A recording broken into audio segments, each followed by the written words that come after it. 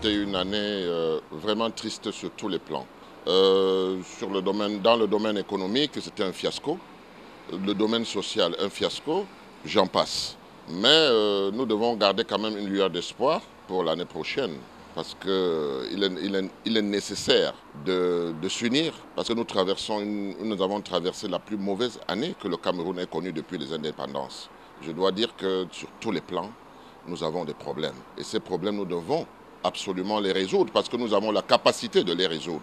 Il faut maintenant que cette volonté se manifeste au plus haut et que tous les Camerounais comprennent qu'ils sont des frères et qu'ils doivent bâtir une nation. Qu'ils arrêtent, n'est-ce pas, d'indexer toujours et puis de s'ériger en procureur que nous défendions. Nous serons de bons avocats et le Cameroun se portera mieux. Je dois dire que nous, à l'UDC, nous prenons le patriotisme.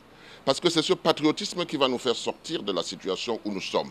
C'est le patriotisme, rien que le patriotisme. Et nous devons savoir que nous sommes de la même nation, du même pays, et qu'il n'y a pas ceux qui sont en dessous et ceux qui sont en dessus.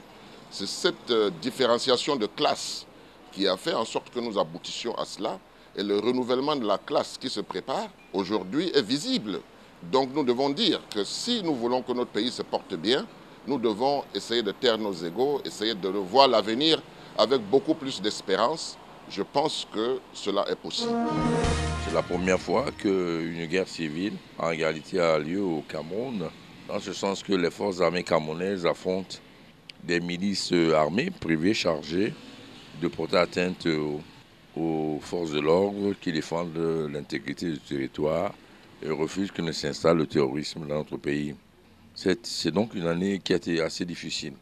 Le souhait de tous les Camerounais, c'est que très rapidement, le dialogue inclusif s'engage et que de part et d'autre, les choses se calment. Nous espérons vivement que raison sera gardée et que nous trouverons une solution politique à cette tentative de sécession de notre pays. Nos compatriotes de cette zone ont des raisons valables d'être mécontents par rapport au développement non harmonieux des régions qui touchent particulièrement cette partie du pays. Mais rien ne justifie pour autant que s'engage une bataille de sécession de notre pays. Mais je pense que l'occasion faisant souvent le larron, cela va peut-être réveiller les esprits des uns des autres et créer des conditions indispensables à la solution de ce problème, c'est-à-dire le dialogue de tous les Camerounais pour définir ou redéfinir ensemble notre nouveau vivre ensemble. Je voudrais bien me réjouir de l'état du pays, mais malheureusement, nous sommes dans une situation qui n'a jamais été aussi délicate.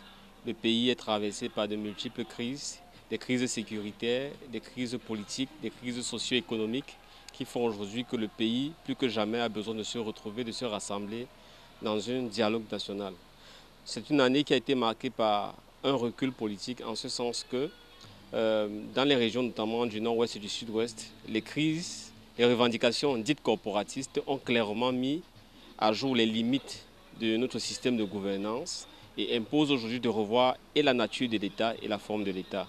La sécurité continue à être mise à mal, notamment au niveau de l'extrême nord, mais il y a aussi d'autres régions comme l'Est qui restent toujours la proie à des attaques de bandes armées non identifiées.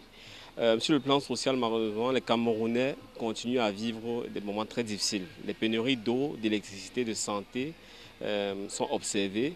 Et on a observé aussi des scandales notamment en termes de manque de certains vaccins, en termes de manque d'appareils de dialyse.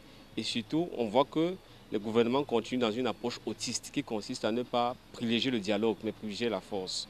J'en veux pour illustration le mouvement des syndicats des médecins qui a posé la question de l'assurance santé universelle, mais qui s'est vu répondre par des affectations disciplinaires. Sur la question anglophone aussi, on voit qu'il n'y a plus de dialogue aujourd'hui. 2017, c'est une année qui a été comme les précédentes. Bon, voilà, le Cameroun se meurt de plus en plus, les perspectives claironnées, je veux dire, à longueur de discours officiels n'ont pas été tenues.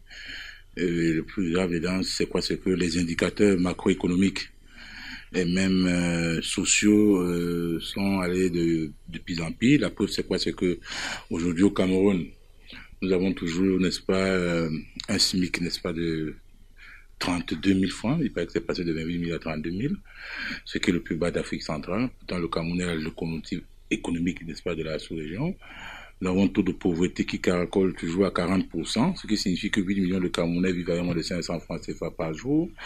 Le taux de sous-emploi, c'est de 75%, ce qui signifie que sur 100 Camerounais qui travaillent, 75 sont sous-employés. Et puis, bon, évidemment, la paix que on nous brandissait comme étant un trophée éternel, la paix a volé en éclats, notamment avec la crise anglophone, où du fait de l'autisme et de la condescendance, n'est-ce pas, de ceux qui nous gouvernent, on assiste aujourd'hui à une escalade au point où